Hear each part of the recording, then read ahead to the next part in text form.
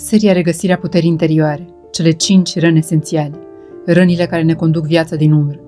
Episodul 2, rana de abandon, când prezența nu a fost sigură. Rana de abandon nu apare atunci când cineva pleacă. Apare atunci când cineva este acolo, dar nu este disponibil.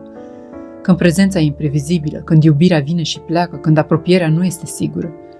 Pentru copilul care ai fost, mesajul nu a fost voi fi părăsit. A fost mai subtil și mai dureros. Nu pot conta pe tine. Așa se naște hipervigilența emoțională.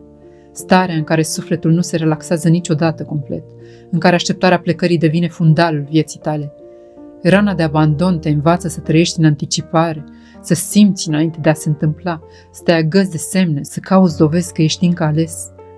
La maturitate, această rană se manifestă prin atașament anxios, frică intensă de pierdere, tolerarea compromisurilor dureroase, dificultatea de a fi singur cu tine fără să te simți gol. Nu pentru că nu știi să iubești, ci pentru că ai învățat că iubirea nu rămâne. Și atunci apare confuzia. Confuzi intensitatea cu conexiunea, prezența cu siguranță, promisiunea cu continuitate.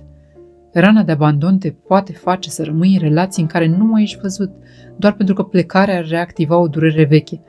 Te poate face să te sacrifici, să taci, să accepti prea puțin, doar ca să nu fi lăsat din nou. Dar adevărul este acesta. Nu ai fost abandonat pentru că nu ai fost suficient. Ai fost abandonat pentru că celălalt nu a avut capacitatea de a fi prezent. Vindecarea acestei răni începe nu prin a găsi pe cineva care să nu plece, ci prin a deveni tu un loc sigur pentru tine, prin a rămâne, prin a-ți susține emoțiile, prin a nu te mai abandona pe tine de fiecare dată când apare frica. Când rana de abandon începe să se vindece, nu mai trăiești cu spaima pierderii. Înveți să trăiești cu încrederea că, indiferent ce vine sau pleacă, tu rămâi. Și din acel loc, iubirea nu mai este o luptă pentru a păstra, ci o alegere liberă de a împărtăși.